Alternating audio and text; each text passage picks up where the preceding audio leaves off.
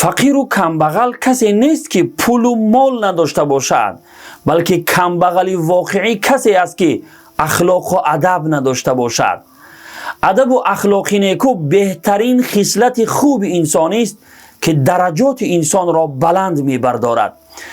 درباره اخلاق و ادب علما و بزرگان دین می‌فرمایند که خرید و فروش نمی شود. یعنی در بازار ادب و اخلاق نمی فروشند که آن را خریداری کنیم. ولی من میگویم که ای کاش ادب و اخلاق خرید و فروش میشد و جوانان امروز آن را خریداری میکردند و یا چیزی خوردنی می بود که جوانان امروز با خوردنش با ادب و با اخلاق می شدند. این سخنان را برای آن می گویم که اکثر جوانان امروز بد اخلاق و بی ادب شده اند. نسل جوان فاسد شده ایستاده است ولی هیچ کسی پروایی ندارد. پروردگارا جوانان این امت را هدایت فرما و برایشان اخلاق و ادب نصیب فرما. آمین یا رب العالمین.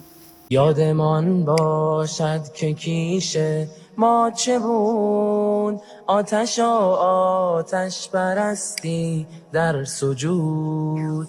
هدیه آورد سوی ما یار رسول، دین را چون ماه تابان در هلول. آری آن ناجی از جنس بشر، آن راد مردی که نامش بود و مرد. دین حق را هدیه آورد سوی ما،